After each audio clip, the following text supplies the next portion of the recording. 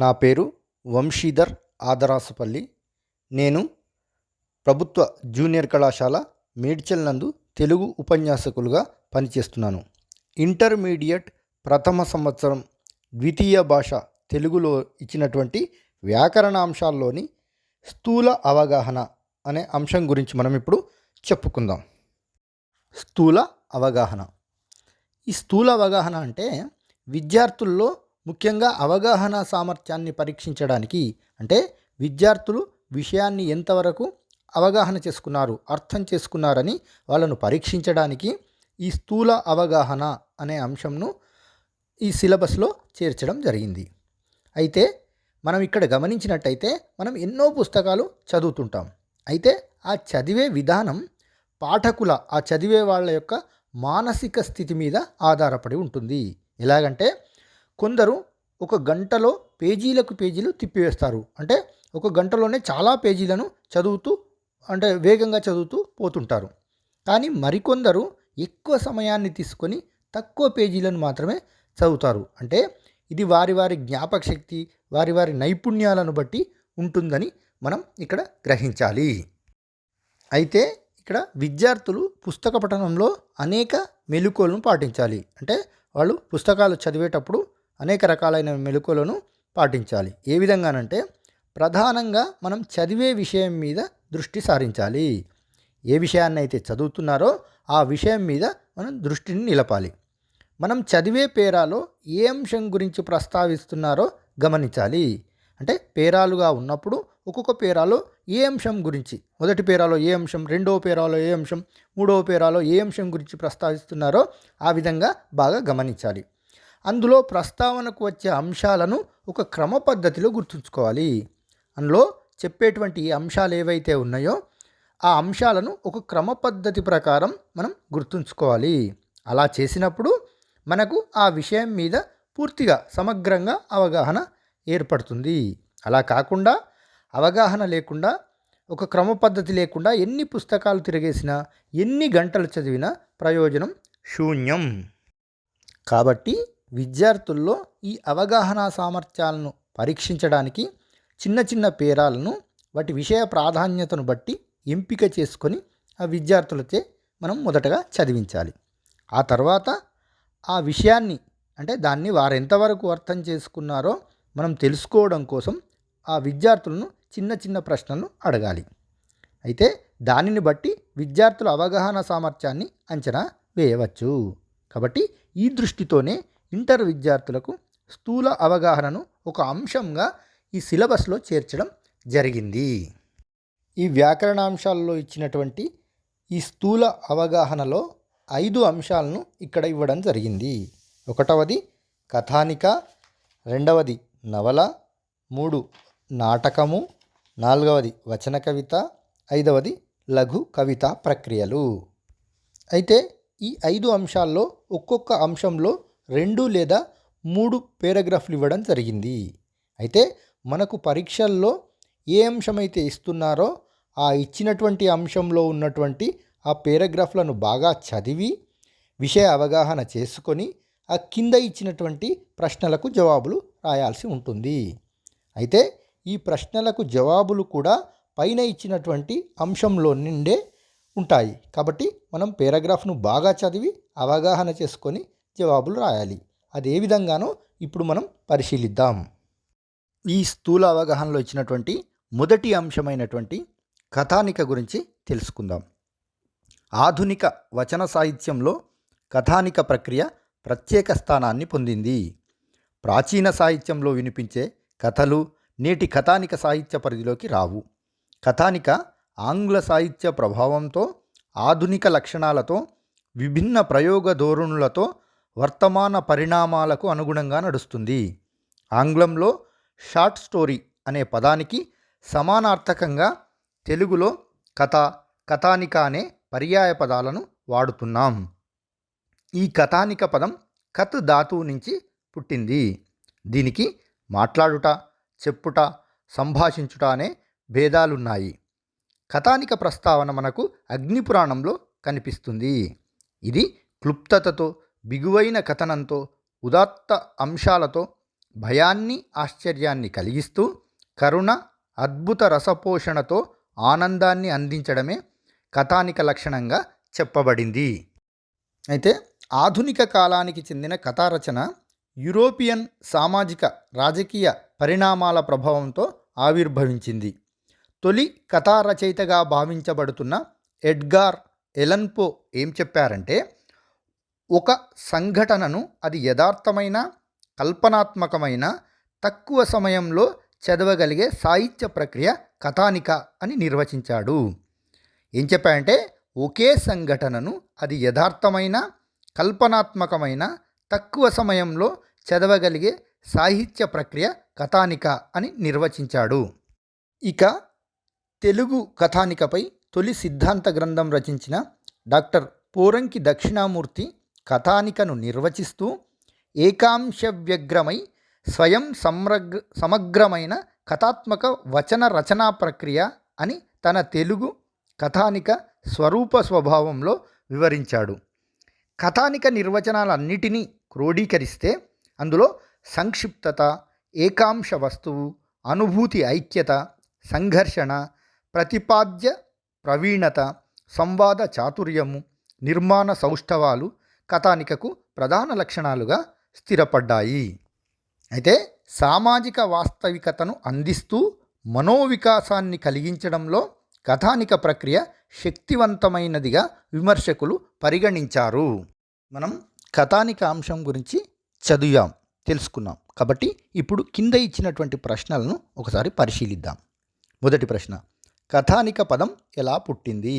అంటే పైన చదివాం కాబట్టి ఈ కథానిక పదం కత్ ధాతువు నుంచి పుట్టింది. రెండవ ప్రశ్న, కథానిక ప్రస్తావన ఏ పురాణంలో ఉంది? పైన చెప్పబడ్డట్టుగా అగ్ని పురాణంలో ఈ కథానిక ప్రస్తావన కనిపిస్తుంది. కాబట్టి అగ్ని పురాణం అనేది ఈ సమాధానం. తొలి కథా రచయితగా ఎవరిని భావిస్తున్నాం?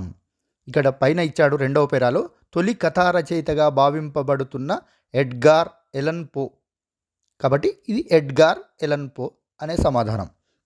కథానిక ప్రక్రియ ఏ కాలానికి సంబంధించినది అన్నప్పుడు మొట్టమొదటి పేరాలో ఆధునిక వచన సాహిత్యంలో కథానిక ప్రక్రియ ప్రత్యేక స్థానాన్ని పొందింది. ప్రాచీన సాహిత్యంలో వినిపించే కథలు నేటి కథానిక సాహిత్య పరిధిలోకి రావు అన్నారు. కాబట్టి ఆధునిక కాలానికి సంబంధించింది అని దీని సమాధానం చెప్పవచ్చు. తెలుగు కథానికపై తొలి సిద్ధాంత గ్రంథం రచించింది ఎవరు? రెండవ పేరాలో వచ్చినటువంటి డాక్టర్ పోరంకి దక్షిణామూర్తి ఈ సమాధానం. ఈ విధంగా 5 ప్రశ్నలకు మనం ఆ పైన ఇచ్చిన అంశాల నుంచే జవాబులు రాయవచ్చు. ఇక రెండవ అంశమైనటువంటి నవల గురించి తెలుసుకుందాం. ఆంగ్ల సాహిత్య ప్రభావంతో వచ్చిన ప్రక్రియ నవల. ఆంగ్లంలో నావెల్ అనే పదం నుంచి నవల పుట్టింది. అయితే నవల పదానికి మూలం సంస్కృతంలో కనిపిస్తుందని కాశీభట్ల బ్రహ్మయ్య శాస్త్రి నవాన్ విశేషాన్ లాతి గృహాంతీతి నవల అంటూ కొత్త విశేషాలు తెలిపేదే నవలగా నిర్వచించాడు. అదే 1872 కాలంలో నవలను వచన ప్రబంధము అనే పేరుతో పిలుచుకున్నారు. దీనికి సమర్థనగా కందుకూరి వీరేశలింగం తెలుగులో మొదటి వచన ప్రబంధమును నేనే చేసి తిని అని ప్రకటించుకున్నాడు. తెలుగులో తొలి నవల ఏది అనే విషయంలో పరిశోధకుల మధ్య అభిప్రాయ భేదాలున్నాయి. 1872లో గోపాలకృష్ణమశెట్టి గారు రాసినటువంటి శ్రీ రంగరాజ చరిత్రము అనే నవల వెలువడింది. ఈ శ్రీ రంగరాజ చరిత్రములో నవలా లక్షణములు లేవనే అభిప్రాయాలతో రాజశేఖర చరిత్రనే తొలి నవలగా అందరూ అంగీకరించారు. ఈ రాజశేఖర చరిత్రకే వివేక చంద్రిక అనే మరో పేరు ఉంది. ఇది ఆంగ్లంలో ఆలివర్ గోల్డ్ స్మిత్ రాసిన వికార్ ఆఫ్ వేక్ఫీల్డ్ అనే ప్రసిద్ధ నవలకు అనుకరణ. రచనాకాలంలోని వాస్తవికాలనే జీవితాచార వ్యవహారాలను చిత్రించేది నవల అని తెలుగు నవలా పరిణామం గ్రంథంలో బుడ్డపాటి కుటుంబరావు నవల గురించి నిర్వచించారు. అలాగే వ్యక్తుల జీవితాన్ని ప్రధానంగా తీసుకొని సాంఘిక జీవితాన్ని స్ఫురింపజేసే సాహిత్య ప్రక్రియ నవల అని ఆర్ఎస్ సుదర్శనం గారు నిర్వచించారు. అయితే కథ సంఘటన చుట్టూ తిరిగితే నవల అనేక జీవితాల చుట్టూ తిరుగుతుంది. కథ సంఘటన చుట్టూ తిరిగితే నవల అనేక జీవితాల చుట్టూ తిరుగుతుంది. కథకు సంక్షిప్తత ప్రాణమైతే నవల విస్తృతమైన వివరణలతో నడుస్తుంది. కథ, కథావస్తువు, ఇతివృత్త నిర్వహణ, పాత్రలు, పాత్రోచిత సంభాషణలు, సంఘటనలు, సన్నివేశము, నేపథ్య చిత్రణ, మంచి ఎత్తుగడ, అర్థవంతమైన ముగింపు మొదలైన లక్షణాలతో, పద్ధతులతో నవల పఠితల్ని ఆకర్షితుల్ని చేస్తుంది. అయితే ఈ నవల అంశాన్ని చదివి అవగాహన చేసుకున్నాం కాబట్టి ఈ క్రింద ఇచ్చినటువంటి ప్రశ్నలను పరిశీలిద్దాం. కాశీభట్ల బ్రహ్మయ్య శాస్త్రి నవలను ఏ విధంగా నిర్వచించాడు? కొత్త విశేషాలను తెలిపేదే నవల అని నిర్వచించాడు అని దీనికి సమాధానం. మొదటి వచన ప్రబంధమును నేనే రాశానని ఎవరన్నారు? కందుకూరి వీరేశలింగం గారు తెలుగులో మొదటి వచన ప్రబంధమును నేనే చేసినని ప్రకటించుకున్నాడు. కాబట్టి కందుకూరి వీరేశలింగం అని దీనికి సమాధానం చెప్పవచ్చు.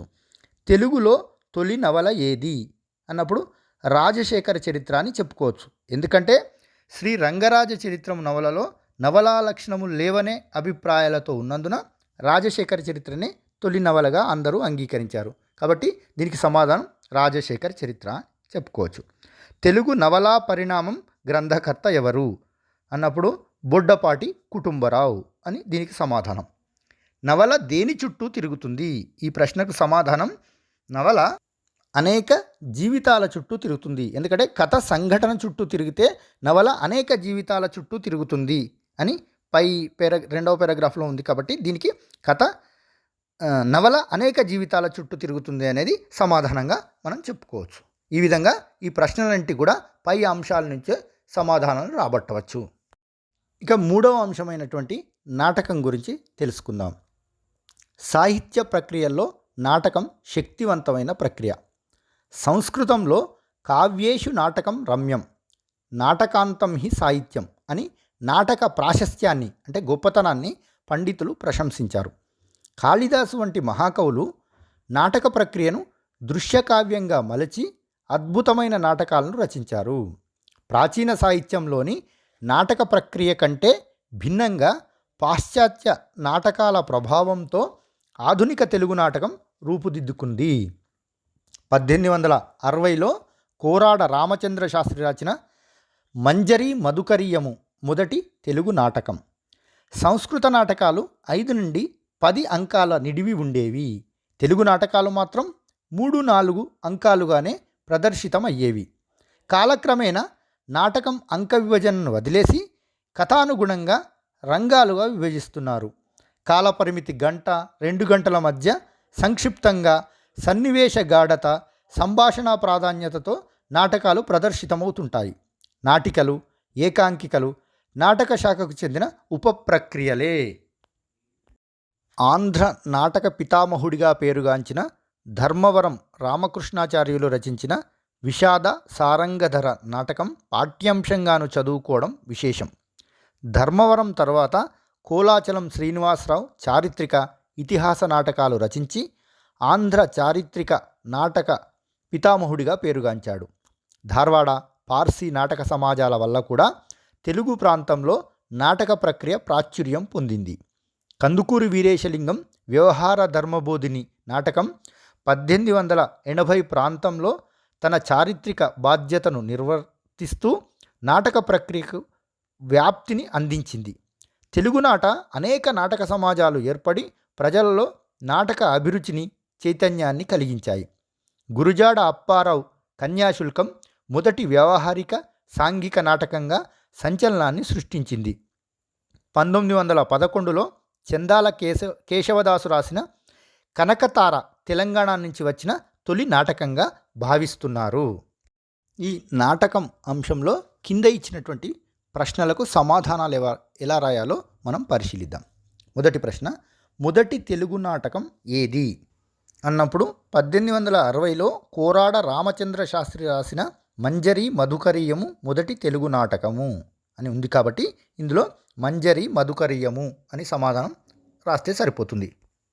రెండవ ప్రశ్న, ఆంధ్ర నాటక పితామహుడు ఎవరు అన్నప్పుడు ఆంధ్ర నాటక పితామహుడిగా పేరుగాంచిన ధర్మవరం రామకృష్ణాచార్యులు రచించిన విషాద సారంగధర నాటకం పాఠ్యాంశంగాను చదువుకోవడం విశేషం. ఈ వాక్యాన్ని బట్టి ఆంధ్ర నాటక పితామహుడు ధర్మవరం రామకృష్ణాచార్యులు, అంటే ఆంధ్ర నాటక పితామహుడు ధర్మవరం రామకృష్ణాచార్యులు అని సమాధానం రాస్తే సరిపోతుంది. మూడవ ప్రశ్న, కందుకూరి రాసిన నాటకం పేరు ఏమి? కాబట్టి కందుకూరి వీరేశలింగం వ్యవహార ధర్మబోధిని అనే నాటకాన్ని 1880 ప్రాంతంలో తన చారిత్రక బాధ్యతను నిర్వర్తిస్తూ నాటక ప్రక్రియకు వ్యాప్తి అందించింది. ఈ వాక్యాన్ని బట్టి కందుకూరి వీరేశలింగం రాసింది వ్యవహార ధర్మబోధిని అని సమాధానం రాస్తే సరిపోతుంది. ఇక నాలుగవ ప్రశ్న, వ్యవహారిక భాషలో వెలువడిన తొలి నాటకం ఏది? అంటే గురుజాడ అప్పారావు కన్యాశుల్కం మొదటి వ్యవహారిక సాంఘిక నాటకంగా సంచలనాన్ని సృష్టించింది.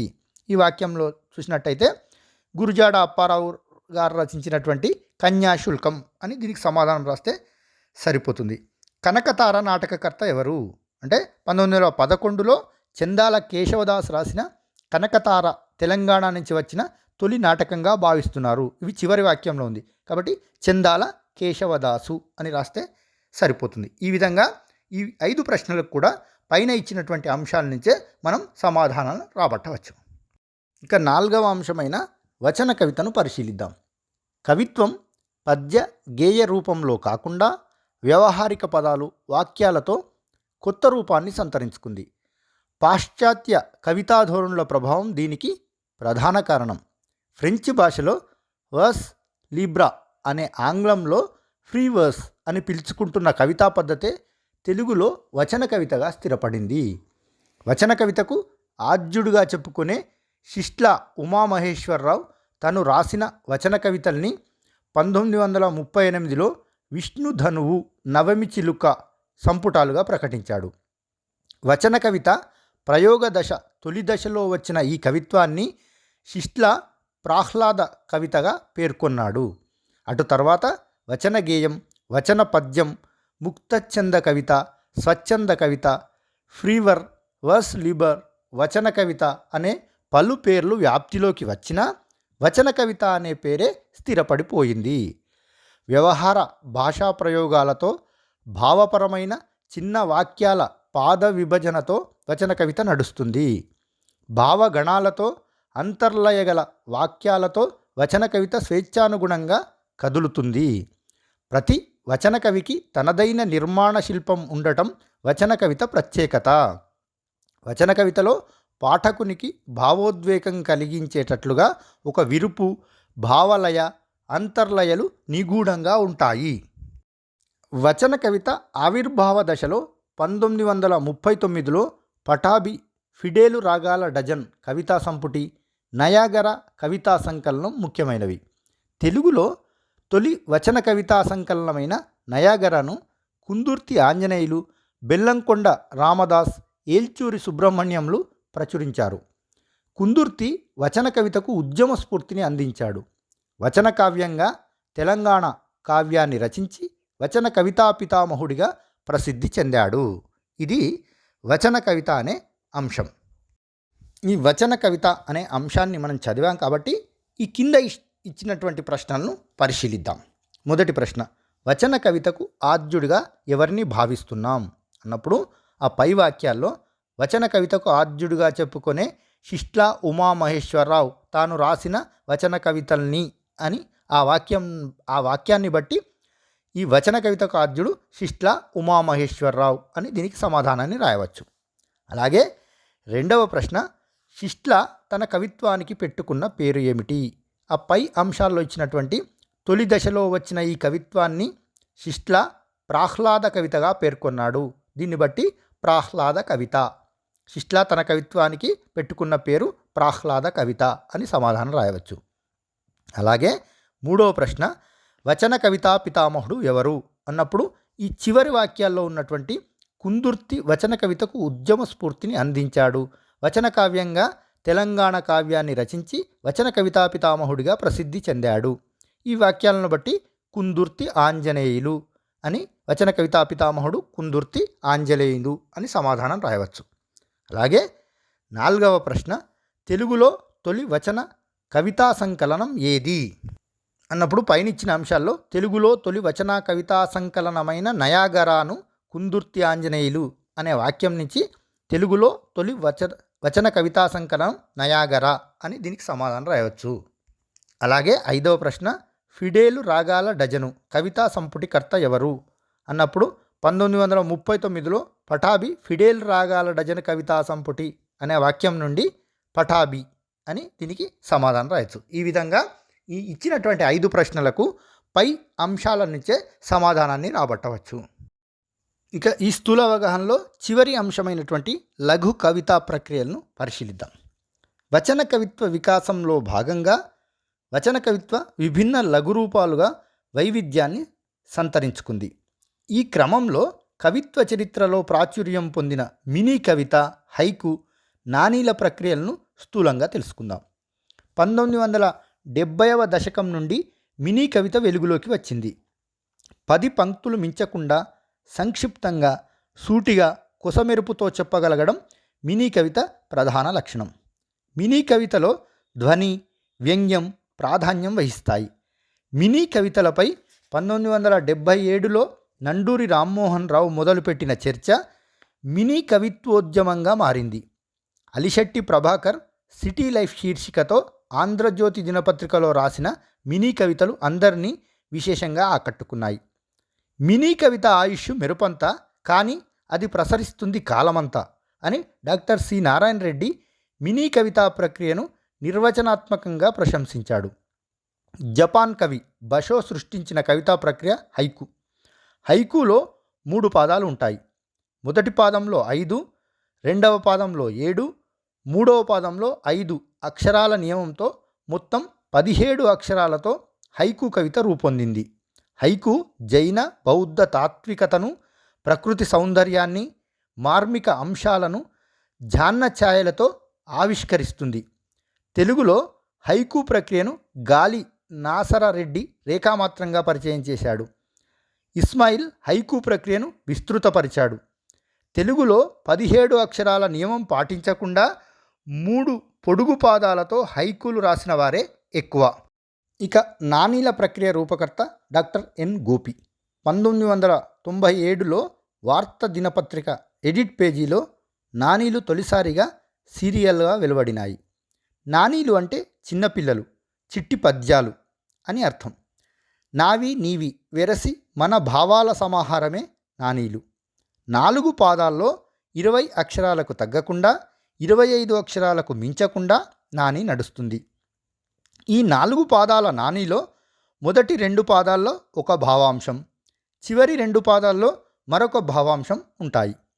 మొదటి దానికి రెండోది సమర్థకంగా ఉంటుంది. కొన్ని వ్యాఖ్యానాత్మకంగాను, కొన్ని వ్యంగ్యాత్మకంగాను ఉంటాయి. ఇప్పటి వరకు నానీలను ప్రముఖ వర్ధమాన కవులు రాయడం విశేషం. ఈ 23 సంవత్సరాల్లో నానీలు 350 సంపుటాలు రాగా వందలాది కవులు నానీలు రాయడం నానీ ప్రక్రియకున్న శక్తికి, ఆదరణకు నిదర్శనం. భారతీయ సాహిత్య చరిత్రలో లఘు ప్రక్రియను అనుసరిస్తూ ఇన్ని గ్రంథాలు వెలువడడం అద్భుతమైన విషయం.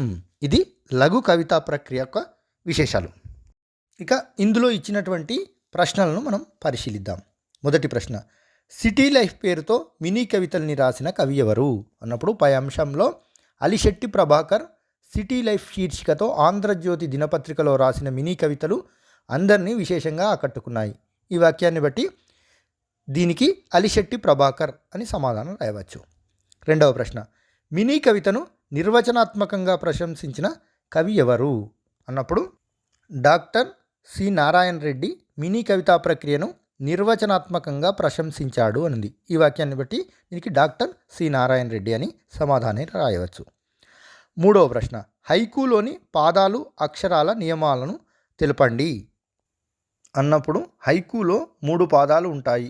మొదటి పాదంలో 5, రెండవ పాదంలో 7, మూడవ పాదంలో 5 అక్షరాల నియమంతో మొత్తం 17 అక్షరాలతో హైకు కవిత రూపొందింది అన్నప్పుడు దీనికి సమాధానంగా రాయవచ్చు.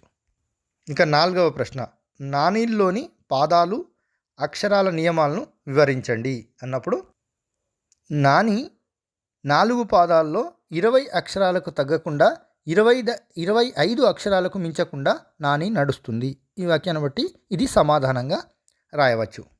ఇంకా 5వ ప్రశ్న, నానీలు తొలిసారిగా ఎప్పుడు, ఎక్కడ ప్రచురితమైనాయి అనే ప్రశ్నకు సమాధానంగా 1997లో వార్త దినపత్రిక ఎడిట్ పేజీలో నాణీలు తొలిసారిగా సీరియల్గా వెలువడినాయి. ఇది సమాధానంగా రాయవచ్చు. ఈ విధంగా పై అంశాల్లోనే ఈ 5 ప్రశ్నలకు జవాబులు రాయవచ్చు.